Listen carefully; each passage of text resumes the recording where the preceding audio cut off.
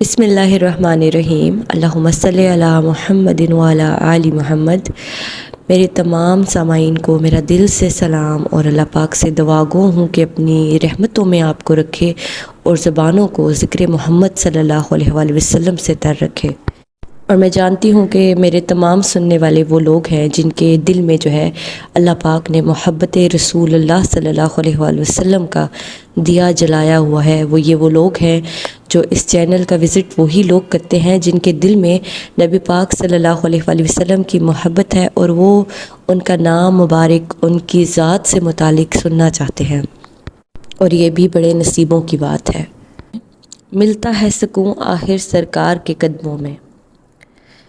کہتے ہیں کہ ملتا ہے سکون سرکار کے قدموں میں، ہر غم مٹ جاتا ہے سرکار کی بستی میں، ہر غم مٹ جاتا ہے سرکار کی بستی میں، ملتی ہے دوا لیکن بیمار نہیں ملتا۔ وہ ایک ہی نگری ہے سرکار دو عالم کی، وہ ایک ہی نگری ہے سرکار دو عالم کی، جس نگری میں سننے کو انکار نہیں ملتا۔ سبحان اللہ۔ آج میں آپ کو بتاؤں گی کہ جب میں درود پاک کے سفر میں آئی اور جب میں نے یہ درود پاک کی تبلیغ کا جو ہے کام شروع کیا اور یہ نیت رکھ کر کی کہ اللہ تعالیٰ مجھے سننے والوں کے دل میں نبی پاک صلی اللہ علیہ وآلہ وسلم کی محبت ان کو عطا ہو، اور میرے دل میں بھی اللہ پاک اس محبت کو جو ہے مزید گہرا کرتے جائیں، تو میں نے ایک بات جو ہے بہت سے لوگوں کے جو ہے زبان پہ سنی کہ وہ کہتے ہیں کہ درود پاک ہم پڑھتے ہیں لیکن ہماری دعا قبول نہیں ہوتی، اور ہم اتنا وقت سے درود پاک پڑھے ہیں لیکن ہماری تو دعائیں قبول ہی نہیں ہوتی۔ تو ان کی یہ باتیں سن کے مجھے بڑا تعجب ہوتا ہے اور بڑی میں حیرت زدہ ہوتی ہوں کہ ایسا انسان سوچ بھی کیسے لیتا ہے۔ تو جب میں نے ان کی باتوں پہ غور کیا تو میں نے جانا کہ ان میں 3 چیزوں کی کمی ہوتی ہے جو لوگ ایسے سوال کرتے ہیں، اور وہ ان چیزوں کو دور کرنے کے بجائے اس چیز کو اپنی جو ہے ہمارے پڑھنے میں کمی ہے، ہم میں کمی ہے کہ ہماری دعا قبول نہیں ہو رہی، وہ اس چیز کو، اس نقطے کو سمجھنے کے بجائے جو ہے اپنے یقین کے گھڑے میں جو ہے سوراخ کرتے جا رہے ہیں، اور بالآخر یقین ہی ختم کر دیتے ہیں کہ بس پڑھنا ہی چھوڑ دیتے ہیں۔ درود پاک پڑھنے سے تو دعا قبول ہی نہیں ہوتی۔ میں آپ کو اس کی مثال ایک ایسے سمجھانا چاہوں گی کہ ایک جگہ آپ سفر کر رہے ہیں، ایک شہر سے دوسرے شہر آپ جا رہے ہیں، اور آپ جس گاڑی میں، جس بس میں آپ سوار ہیں، کیا آپ اس پہ سوار ہونے کے بعد جو ہے کیا بس ڈرائیور ہے، کنڈکٹر ہے، جو بھی ہے، اس سے بار بار یہ سوال کریں گے کہ میں کب پہنچوں گا، میری منزل کب آئے گی، کتنا وقت رہ گیا ہے؟ آپ ایسے احمقانہ سوال نہیں کریں گے بار بار، اور خود کو بے عزت بھی نہیں کروانا چاہیں گے۔ ایسا آپ اس لیے نہیں کریں گے کیونکہ آپ کو یقین ہوگا کہ آپ اپنی منزل پہ پہنچ جائیں گے، 2 گھنٹے کے بجائے 3 گھنٹے لگ جائیں گے لیکن آپ پہنچ جائیں گے۔ آپ کا جو یقین ہے نا، آپ کو یہ سوچنے نہیں دے گا، آپ کو بار بار ایک سوال کرنا ہے کہ منزل کب آئے گی۔ ان کے اندر یہی چیز ہوتی ہے کہ میں نے درود پاک پڑھنا شروع کر دیا، بس مجھے نا یہ چیز مل جانی چاہیے، اب تو اتنا وقت ہو گیا ہے، اب تو میں کب سے پڑھ رہا ہوں درود پاک، میرا یہ مسئلہ ابھی بھی حل نہیں ہوا۔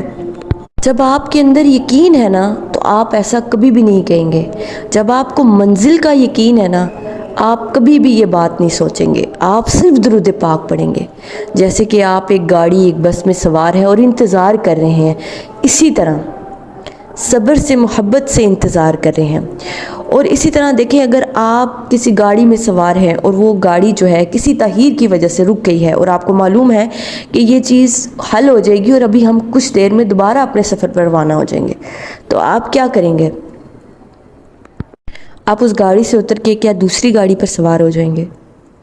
ایسا بھی نہیں کریں گے۔ جن کے اندر صبر ہے وہ ایسا نہیں کریں گے۔ تو اسی طرح جو لوگ درود پاک پڑھتے ہیں، وہ جب کچھ ٹائم سیغہ پڑھتے ہیں اور سوچتے ہیں اس سے دعا قبول نہیں ہو رہی، ایسا کرتے ہیں دوسرا سیغہ پڑھ کے دیکھتے ہیں یا دوسرا کوئی وظیفہ پڑھ کے دیکھتے ہیں۔ تو ان کی مثال بھی ایسی ہی ہے کہ ان کے اندر صبر نہیں ہے، اور بے صبری سے آپ کا سفر جو ہے طویل ہی ہوگا، کبھی بھی کم نہیں ہوگا۔ بے صبری جو ہے نا آپ کے اندر جو ہے اس چیز کی سوچ پیدا کرے گی کہ یہ چیز مجھے جلد از جلد ملنی چاہیے۔ تو اس چیز کو انسان کو سوچنا چاہیے کہ شور کیوں، بے صبری کیوں، جب آپ درود پاک پڑھ رہے ہیں آپ کو یقین بھی ہے آپ کو ملے گا نا، آپ پھر یہ بار بار شور کیوں مچاتے ہیں، بار بار لوگوں کو یہ بات کیوں کہتے ہیں کہ میری دعا قبول نہیں ہوتی؟ یہ کہنے سے کوئی فائدہ نہیں ہوتا، الٹا آپ کا یقین جو ہے، جو آپ کے اندر تھوڑا بہت یقین اور اس عمل کی توفیق ہے وہ بھی چھن جاتی ہے، اور پوری دنیا جو ہے، جو محبت رکھنے والے ہیں، یقین رکھنے والے ہیں، وہ تو پا رہے ہیں درود پاک سے، وہ تو اس نگری سے سب کچھ حاصل کر رہے ہیں، ان کے اندر تو یقین بھی ہے، صبر بھی ہے اور محبت بھی ہے، ان کو ان باتوں سے فرق نہیں پڑتا۔ خسارے میں کون ہے؟ وہ لوگ جو بار بار یہ بات کرتے ہیں کہ ہماری دعا قبول نہیں ہوتی۔ اور تیسرا ایک پہلو یہ کہ جب آپ درود پاک پڑھتے ہیں تو آپ نیت کیا رکھتے ہیں؟ آپ چاہے دنیاوی غرض سے پڑھیں لیکن نیت تو محبت کی کریں کہ ہم نبی پاک سے محبت کرتے ہیں، یہ محبت سے درود و سلام پیش کر رہے ہیں تو وہ ہم پہ نظر کرم کریں گے، ہمارا یہ مسئلہ حل ہو جائے گا۔ نیت اپنی ایسے رکھے نا، اس نیت سے پڑھے ہیں کہ بس میں یہ پڑھ رہا ہوں میرا یہ مسئلہ حل ہو جائے، بس یہ مسئلہ حل ہو جائے، نہیں۔ اور جن لوگوں کے اندر محبت ہے، یقین جانے کہ ان کے اندر یقین بھی ہے اور صبر بھی ہے، اور وہ پاتے بھی ہیں، اپنی منزل کو بھی پہنچتے ہیں۔ میرے نزدیک یہ کہنا بھی کہ میری تو دعا قبول ہی نہیں ہو رہی درود پاک سے، اور درود پاک سے دعا ہی قبول نہیں ہوتی، یہ جو ہے بے ادبی ہے۔ بڑے بڑے اولیاء کرام جو تھے نا، اللہ والے، اس ہستی، اتنی بڑی ہستی کا نام سنتے، حاضری دیتے، اس مقام کے بارے میں سوچتے بھی جو ہے نا ان کی روح کانپ جاتی تھی کہ کہیں بے ادبی نہ ہو جائے، کوئی ایسی بات، کوئی ایسا عمل نہ ہو جائے۔ اس بات پر مجھے غلام محی الدین، بہت بڑے شاعر گزرے ہیں، بہت بڑے جو ہے نا عاشق رسول گزرے ہیں، وہ کہتے ہیں کہ باب جبرائیل کے پہلو میں ذرا دھیرے سے، فخر سے جبرائیل کو یہ کہتے ہوئے پایا گیا، پلکوں سے در یار پر دستک دینا، اونچی آواز ہوئی تو عمر کا سرمایہ گیا۔ تو جان لے بے ادب ہوئے تو سب چلا گیا، یہ محبت بھی گئی اور یہ جو ہے نا درود کا سہارا بھی گیا، ان سے درود پاک کی توفیق بھی چھین لی جاتی ہے، جو اعتبار ہی نہیں کرتے، جو یقین ہی نہیں کرتے۔ اس لیے بے ادب نہ بنیں اور یقین رکھیں، اعتبار رکھیں۔ محبتوں کا جواب محبت سے دیا جاتا ہے اس نگری میں، کبھی محبت سے، کبھی اس جگہ کو سوچ کر، ان کا مقام سوچ کر درود پاک پڑھیں تو صحیح، آپ کو نہ ملے تو آپ کہیے گا۔